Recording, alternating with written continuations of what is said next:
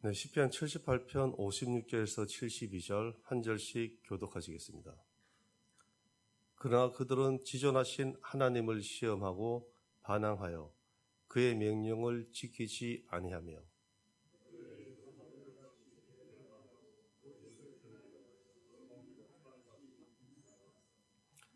자기 산당들로 그의 노여움을 일으키며 그들의 조각한 우상들로 그를 진노하게 하였으며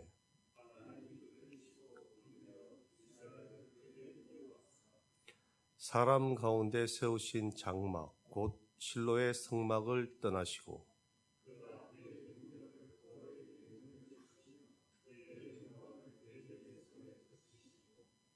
그가 그의 소유 때문에 분내사 그의 백성을 칼에 넘기셨으니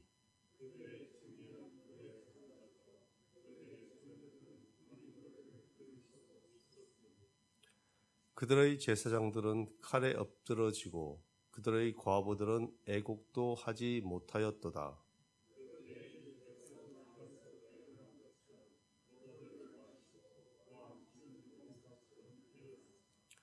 그의 대적들을 쳐 물리쳐서 영원히 그들에게 욕되게 하셨도다.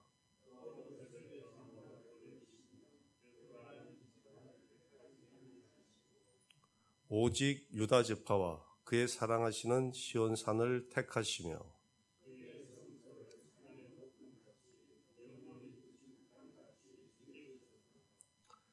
또 그의 종 다윗을 택하시되 양의 우리에서 취하시며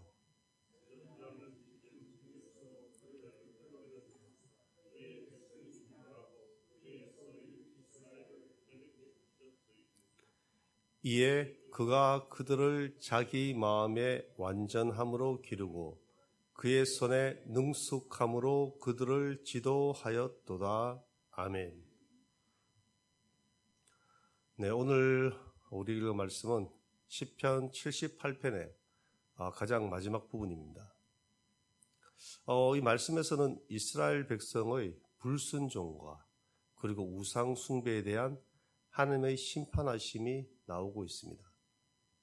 또한 하나님께서는 에브라임과 실로를 버리시고 유다와 시온을 택하여 다윗 왕으로 삼으시는 것에 대하여도 말씀하고 있습니다. 이것은 불순종의 결과이며 더 나아가 하나님께서 택하신 다윗 왕조를 통하여 이 예루살렘의 새로운 희망을 보여주는 것입니다. 56절에서 58절에서는 약속의 땅 가나안에 들어간 후에도 여전히 하나님을 시험하고 불순종하는 그리고 명령을 지키지 않는 이스라엘 백성에 대하여 말하고 있습니다. 그들의 불순종은 조상들의 불신앙을 반복하는 것이었죠. 그들은 하나님의 말씀에서 벗어나 우상 숭배를 하며 산당을 세웠습니다. 또한 자신들이 조각한 우상을 섬기고 하나님을 노하게 하였습니다. 이러한 모든 일들은 하나님의 은혜로 약속의 땅을 분배받은 그 민족으로서는 할 도리가 아닌 것이죠. 그렇다면 오늘 사는 우리들의 모습은 과연 어떠한가요? 하나님의 은혜를 기억하며 하나님의 뜻을 따라 순종하며 살아가는가요?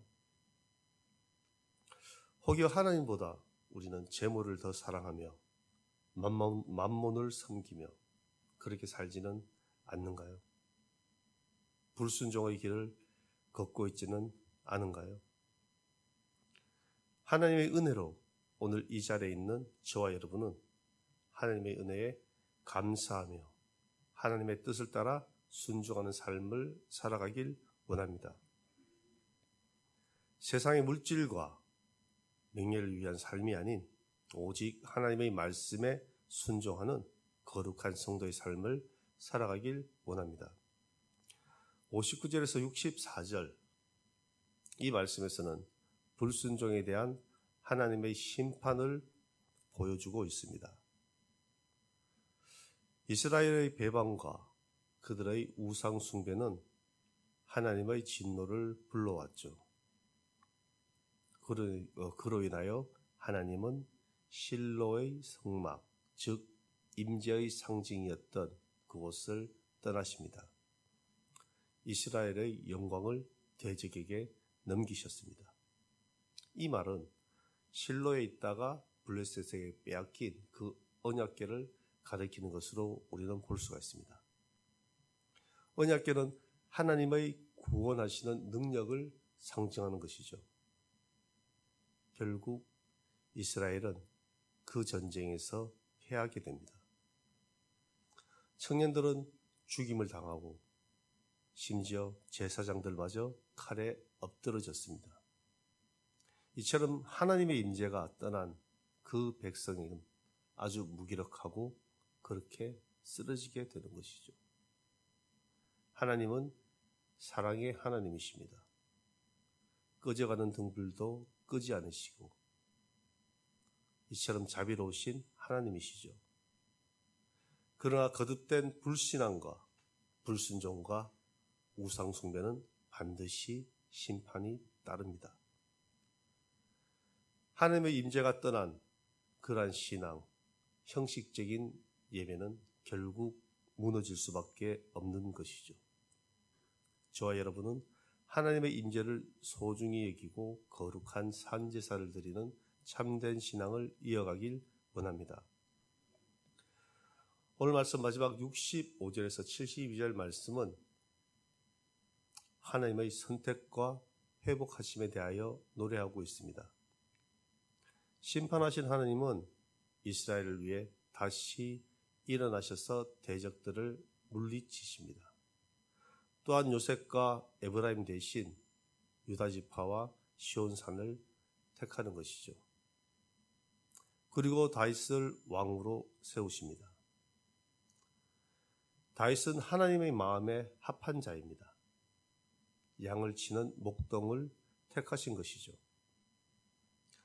사람의 외모나 신분을 보고 취한 것이 아닙니다. 하나님의 주권과 은혜로 다윗을 택한 것이죠. 다윗은 이스라엘을 완전함으로 기르고 능숙함으로 그들을 지도하게 됩니다. 이스라엘을 통치함에 있어서 분별력 있고 지혜롭게 모든 일을 처리하는 것이죠. 하나님의 우리의 불신앙과 불순종 그리고 죄악된 행실에도 회복의 길을 여시는 분이십니다. 하나님의 주권과 은혜로 저와 여러분을 선택하여 주신 것이죠. 오늘 말씀의 다윗처럼 저와 여러분이 하나님 마음에 합한 자가 되기를 원합니다. 우리의 삶이 하나님의 인도하심을 따라 순종하는 삶 되기를 간절히 축원합니다. 기도하겠습니다. 사랑과 은혜가 충만하신 하나님, 오늘 말씀을 마음에 새기며 하루를 살아가기를 원합니다. 하나님의 신실하신 그 사랑을 깨닫게 하시니 감사합니다. 우리가 받은 은혜를 잊지 않고 살아가기를 원하오니 오직 하나님만 예배하는 삶을 살아가게 하옵소서. 심판에서 회복의 길을 여시는 하나님을 찬양합니다. 우리의 삶이 다윗처럼 하나님 마음에 합한 자로 살아가게 하옵소서. 감사드리며 예수 그리스도의 이름으로 기도드립니다. 아멘. 하늘에 계신 우리 아버지, 아버지의 이름을 거룩하게 하시며 아버지의 나라가 오게 하시며 아버지의 뜻이 하늘에서와 같이 땅에서도 이루어지게 하소서. 오늘 우리에게 일용할 양식을 주시고 우리가 우리에게 잘못한 사람을 용서하여 준 것 같이 우리 죄를 용서하여 주시고 우리를 시험에 빠지지 않게 하시고 악에서 구하소서. 나라와 권능과 영광이 영원히 아버지의 것입니다. 아멘. 네, 오늘 함께 기도하실 때 오늘 말씀을 묵상하며 기도하시기 바랍니다. 그리고 우리 예천 교회와 교회 모든 기관과 부속 교회 학교를 위한 기도, 또한 교회 학교가 이번에 치를 여름 행사를 위해서 기도해 주시고 아프신 성도님들 위해서 기도해 주시고, 그리고 우리 이번에 또 단기 선교 준비하고 있는데 또한 은혜롭게 바자회가 잘 마무리되게 해주시면 감사합니다. 또한 기도로서 준비하는 그 선교에 모든 성도님들이 함께 동참해 주시면 감사드리고, 이 선교가 계속 기도하던 마음으로 온전히 하나님께서 뜻하시는 그 선교를 위해서 준비하는 마음으로 준비할 수 있도록 기도해 주시고, 직접 가지는 못하지만 항상 기도로서 참여해 주시는 여러분들 위해서도 기도해 주시기 원합니다. 그리고 이 나라와 민족 위해서 기도해 주시고, 지금도 끊이지 않는 이 전쟁 빨리 속히 종결되도록 주님의 샬롬이 온 세상에 퍼져서 주님의 평화가 평안히 임하도록 기도해 주시기 바랍니다. 그리고 오늘 각자 우리 개인 기도 제목 가지고 나오셨는데, 우리 개인 기도 하실 때 주여 한번 부르고 함께 기도하겠습니다.